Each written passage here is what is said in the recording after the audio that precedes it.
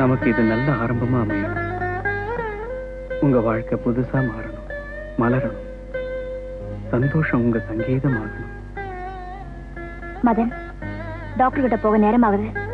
உங்க காயத்துக்கு ட்ரெஸ்ஸிங் பண்ண வேண்டாமா? காயத்துக்கு தான் மருந்து தேடுறேன். உங்க காயத்துக்கு. திவ்யா, டாக்டரை பார்க்க போற வழியில இங்க நான் உங்களை கூட்டிட்டு வந்ததுக்கு காரணம், நாம இப்ப கும்பிட்ட கடவுளை சாட்சியா வச்சு சொல்றேன். I love you.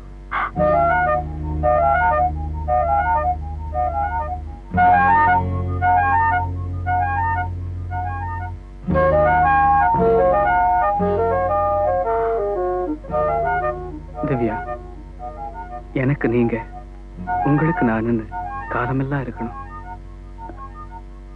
மதன், இந்த கல்யாணம் நடக்க வாய்ப்பே இல்ல. ஏன், நான் உங்களுக்கு தகுதி இல்லாதவன் நினைக்கிறீங்களா? இல்ல, உங்களை போல ஒரு நல்லவரை கணவரை அடியறதுக்கு ஒரு பொண்ணு கொடுத்து வச்சிருக்கணும். ஆனா எனக்கு தான் கல்யாணங்கிறது தேவையில்லை. என்ன பொறுத்த வரைக்கும் எல்லாமே முடிச்சு போச்சு. நீங்க உங்க கடந்த காலத்தை இன்னும் மறக்கவே இல்லையா? திவாகர் உங்களை உயிருக்குயிரா நேசிச்சு கல்யாணத்துக்கு முன்னாலேயே திடீர்னு இறந்திருந்தாலும் அவரோட விதவையா நீங்க வாழறதுல அர்த்தம் இருக்கு. அவரோட காதலும் வெறும் மனக்குழப்பம், மேயர் இன்ஃபாச்சுவேஷன். அவருக்காக நடைப்பணமா எத்தனை நாளைக்கு வாழ்ந்துட்டு இருப்பீங்க? அவர் அடியோட நீங்க மறக்கணும். தெருவுல நடக்கிறப்ப காலில் அழுக்குப்பட்டுட்டா அந்த அழுக்கு தான் நாம தொடக்கணுமே வழியே காலையை வெட்டினோன்னு அவசியமே இல்லை. திவ்யா, நான் உங்களுக்காக என் உயிரே தர தயாரா இருக்கேன். நீங்க இல்லாத வாழ்க்கை எனக்கு வெறும் சூன்யம் தான். நீங்க தான் என் தாலியை சுமக்கணும்.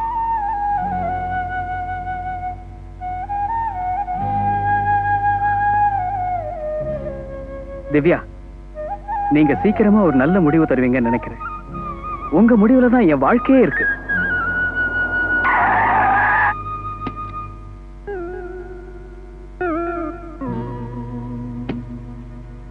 திவ்யா,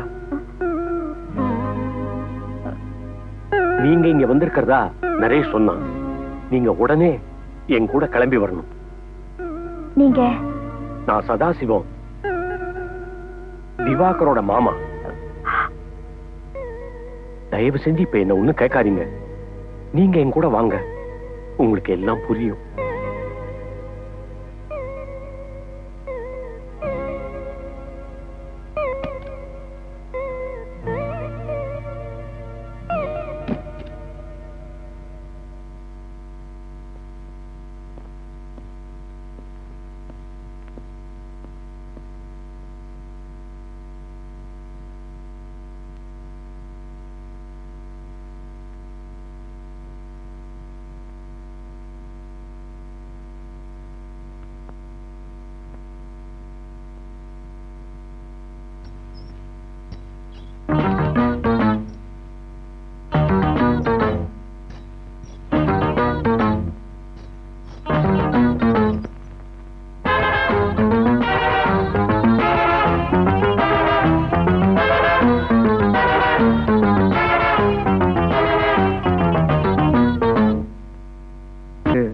ஒரு ஊனத்தோட காலமெல்லாம் வாழ முடியாதுன்னு பாவம் திவ்யாவை தூக்கி எறிஞ்சான். இப்போ அவனே காலமெல்லாம் ஒரு ஊனத்தோட வாழும்படியான நிலைமைக்கு ஆளாயிட்டான். கடந்த கால நினைவுகளை எல்லாம் இழந்துட்டான். இப்போ தன்னை சுத்தி என்ன நடக்குதுன்னே அவனுக்கு தெரியாது. சார், இவருக்கு இது எப்படி நடந்தது? திவ்யாவை வெறுத்துட்டு மதுரைக்கு வந்தப்புறம் கொஞ்ச நாள் எதிலையுமே பிடிப்பு இல்லாம இருந்தான். அப்புறம் நான் கூப்பிடுற இடத்துக்கெல்லாம் பொண்ணு பார்க்க வந்தான்.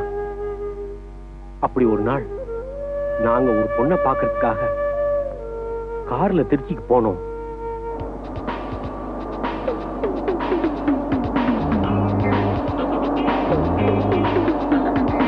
இந்த வெஸ்டர்ன் மியூசிக்க கேட்டு கேட்டு ஓர் அடிச்சு போச்சு.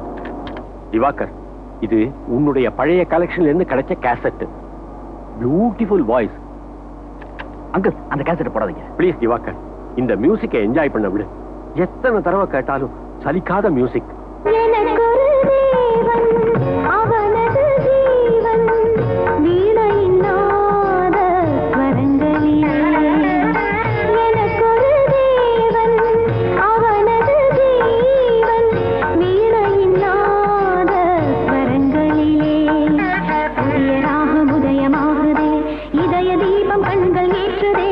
உறவை தேடி பறவை வந்ததே, மலரிது மலருது மனமிது மய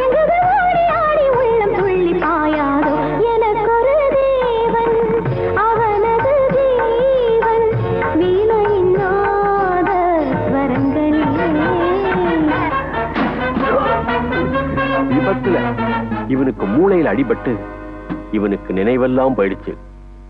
தலையில அடிபட்ட போது என்ன சத்தங்களை கேட்டானோ அதே சத்தங்கள் தான் அவன் நினைவுல இருக்குமா. அதே சத்தங்களை திரும்ப கேட்டாதான் அவனுக்கு நினைவு திரும்பும்னு டாக்டர்கள் சொல்லிட்டாங்க. அவன் கடைசியா கேட்டது உன்னோட பாட்டையும் உன் வீணை இசையையும் தான். விபத்துல காரோட முன்பக்கம் நசுங்கி கேசட், டேப் ரெக்கார்டர் எல்லாம் நொறுங்கி போயிடுச்சுமா. இவனோட டைரிய பார்த்ததுக்கு அப்புறம் தான் உன்னை பத்தின விவரமெல்லாம் தெரிஞ்சது. திரும்ப நீ பாடணும், வீணை வாசிக்கணும், அப்பத்தாமா இவன் குணமாவான். உனக்கு துரோகம் செஞ்சவன் இவன். உனக்கு வியாதி வந்தப்போ உனக்கு துணையா இருந்து உன்னை காப்பாத்தாம உன்னை தூக்கி எறிஞ்சவன். இவனை காப்பாத்துன்னு எப்படி உங்ககிட்ட கேட்கறதுன்னு இத்தனை நாளா தெரியாம தவிச்சுக்கிட்டு இருந்தேன். இன்னைக்கு தாமா எனக்கு முழு தைரியம் வந்துச்சு. திவ்யா, ஒரு நல்ல டாக்டரை பக்கத்துல வச்சுக்கிட்டு நீ வீணை வாசிக்கணும். உனக்கு ஏதாவது ஆபத்து ஏற்பட்டா நீ வாசிக்கிறத நிறுத்திடலாம். டாக்டர் உடனே உனக்கு ட்ரீட்மெண்ட் கொடுப்பாருமா. இதுக்கெல்லாம் நான் ஏற்பாடு செய்யறேம்மா. உன் உயிருக்கு ஆபத்து வராத அளவுக்கு நீ வீணை வாசிக்கலாம். அம்மா திவ்யா, நீ யோசிச்சு எனக்கு ஒரு நல்ல முடிவை சொல்லுமா.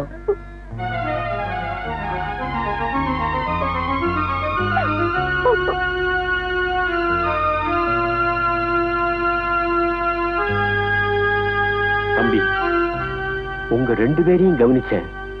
திவ்யாவுக்கு ஒரு வாழ்க்கை தர தயாரா இருக்கீங்க.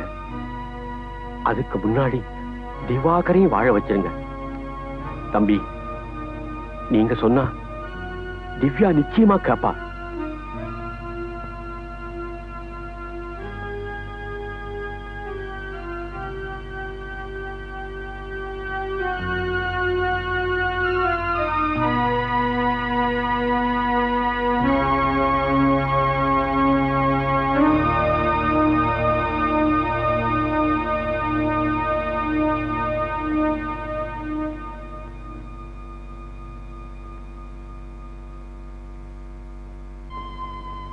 என்ன எதுவுமே பேசாம வந்துட்டீங்க?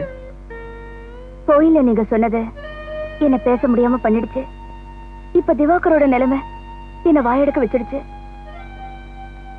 என்ன வேதனையில நோகடிக்க வச்சவர் திவாகர். ஆனா இப்போ அவரோட நிலைமைய பார்த்தா அவர் மேல இருந்த கோபம், வெறுப்பு எல்லாமே மாறி போச்சு. அவர் சீக்கிரமா நல்லா ஆகணும்னு என் மனசு துடிக்குது. ஏன் நீங்க திரும்ப வீணை வாசிச்சு அவர் குணப்படுத்தலாமே? உங்க உயிருக்காக பயப்படுறீங்களா? அதுக்காக நான் பயப்படல. அவர் குணமாயிட்டு வந்த பிறகு நடந்ததுக்கெல்லாம் மன்னிப்பு கேட்டு என்னை ஏத்துக்கிறேன்னு சொல்லிட்டாருன்னா நான் என்ன முடிவு எடுக்கிறது மதன்?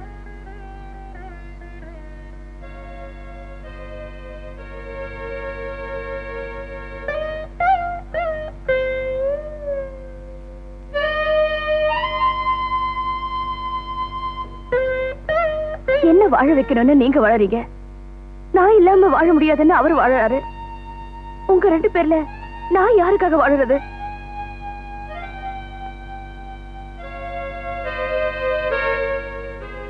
இடையில வந்தது இடையில போறதுதான் சரி. நான் இப்ப வந்தவன். நீங்க திவாகரோட தான் வாழணும். ரொம்ப சுலபமா முடிவெடுத்துட்டீங்க. ஏன் வேதனை தீக்கிறேன்னு வந்து உங்களுக்கு நான் வேதனையை தந்துடக்கூடாது இல்லையா? என் கஷ்டம் என்னோடய முடியட்டும். திவ்யா, உங்க கழுத்துல தாலி ஏறணும் தான் ஆசைப்பட்டேன். இப்போ அத திவாகர் செஞ்சாலும் எனக்கு திருப்தி தான்.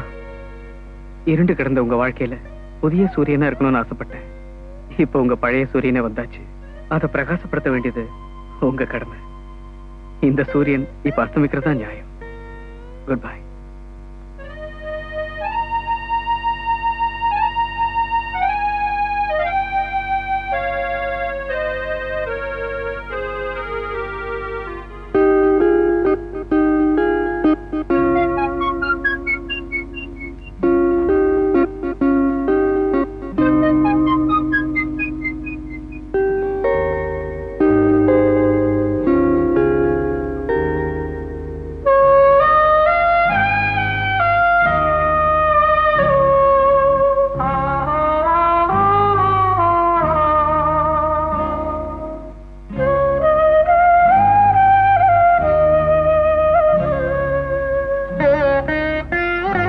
வீணை வாசிச்சீங்கன்னா அது உங்க மனசை பாதிக்கும், மூளைக்கும் நல்லதில்ல, உங்க உயிருக்கே ஆபத்து வரலாம்.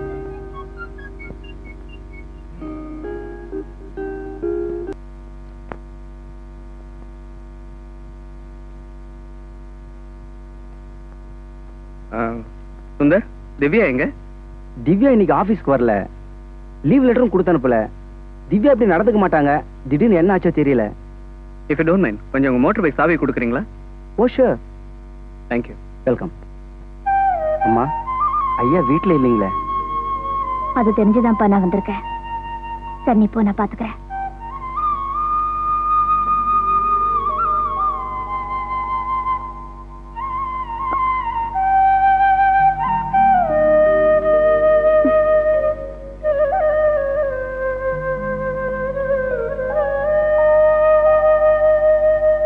நரேஷ், அக்கா திவ்யா எங்கடா? ஆபீஸ்க்கே வரல?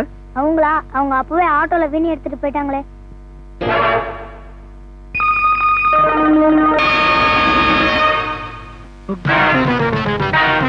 திவ்யா, திவ்யா என்னமாச்சு? திவ்யா, திவ்யா, திவ்யா என்னமாச்சு? பாருமா திவ்யா, திவ்யா, திவ்யா, திவ்யா பாருமா, என்ன தருமா? அட கடவுளே, நான் வீட்டுல இல்லாதப்ப வந்து வீணை வாசிச்சு தான் உயிருக்கே ஆபத்தை தேடிக்கிட்டா போல இருக்கேன். சும்மா பேசிக்கிட்டே இருக்காதீங்க, டாக்டர் கூட்டு வாங்க.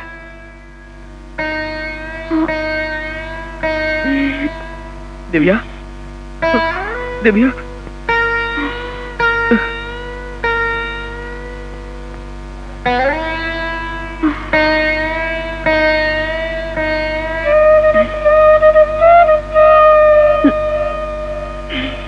நல்ல வேலை, சரியான நேரத்துல இவங்க உங்களை பார்த்துட்டாங்க. நீங்க தப்பிச்சிட்டீங்க. இல்லைன்னா உங்க உயிருக்கே ஆபத்தாயிருக்கும். நீங்க உங்களையே சாகடிச்சுக்கலான்னு பாத்தீங்களா? இத வாங்கி கொடுங்க. Okay doctor. வாங்க டாக்டர், நான் உங்களை டிராப் பண்றேன்.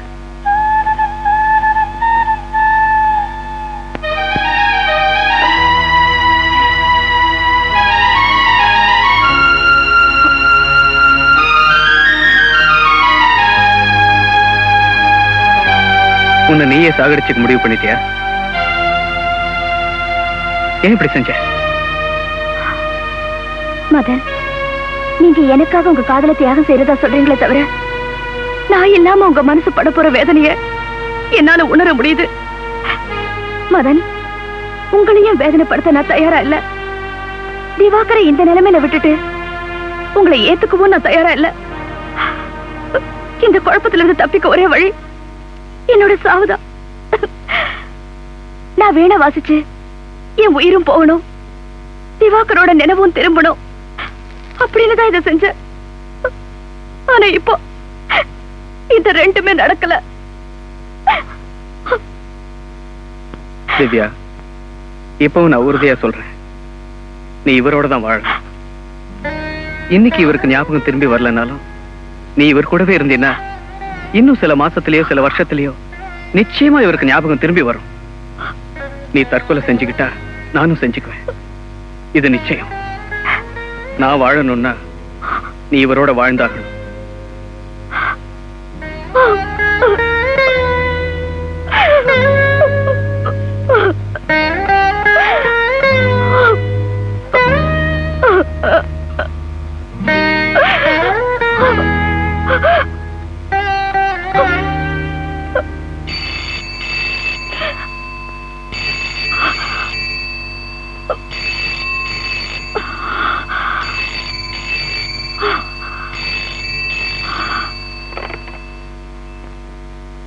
Hello, good evening miss Divya. யார் பேசுறீங்க? தெரியலையா? நான் தான் ஜெயில் ரிட்டன் முகேஷ். என்னடா எப்படி அவன் நம்ம இடத்த கண்டுபிடிச்சான்னு பாக்குறியா? உலகத்தோட எந்த மூலையில நீ இருந்தாலும் என்னால கண்டுபிடிக்க முடியும். உன்னை சுத்தி என்னென்னமோ நடக்குது போல இருக்க. அன்னைக்கு தப்பிச்சிருக்கலாம், என்னைக்குமே தப்பிக்க முடியாதுமா. உனக்கு கல்யாணம் ஒண்ணு நடக்கிறதுக்கு முன்னாடி உன் கருமாதியை நான் நடத்தணும்.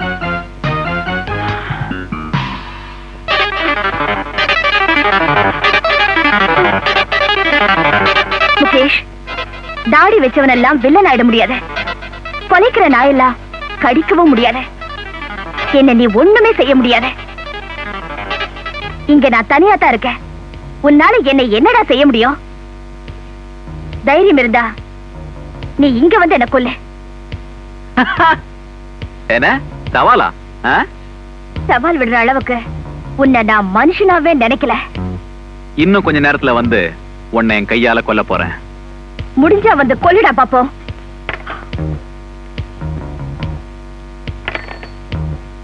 முகேஷ், சீக்கிரமா வந்து என்ன கொன்னுடு. இந்த சிக்கல்ல இருந்து என்ன விடுதலை பண்ணு. உன் கையால நான் செத்துட்டா அதுக்காக மதன் சாக மாட்டாரு. இப்ப இருக்கிற நிலைமையில நான் செத்தே ஆகணும். நான் சாகணும். யாரும் இங்க வரதுக்குள்ள என்ன வந்து கொன்னுடு. Please, என்ன கொன்னுடு. காளி, திவ்யா நம்மள திட்டம் போட்டு கூப்பிடான்னு நினைக்கிறேன். எப்படி தயாரா போவோமா?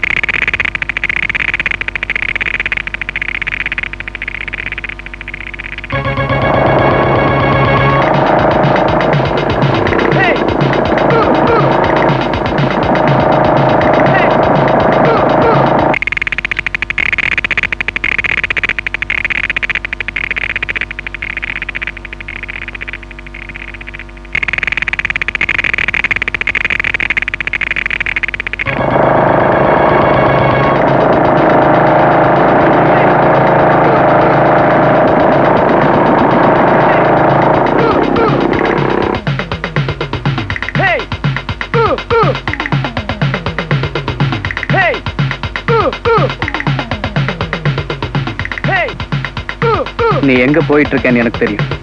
ஆனா நீ அங்க போக போறதில்ல. அதையும் பாத்துருவோம்.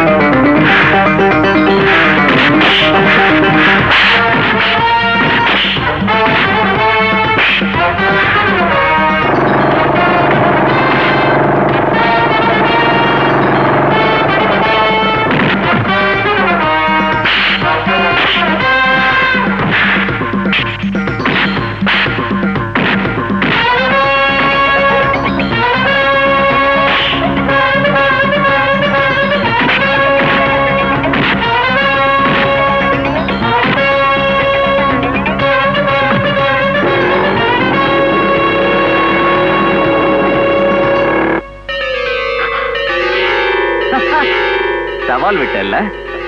ஓ ஓ, good evening MD sir. Sir தான் உங்களுக்கு காவலா? ஓ, சரியான பொம்மை தான் சார். இது என்னன்னு உங்களுக்கு தெரியுமா? தெரியலையா?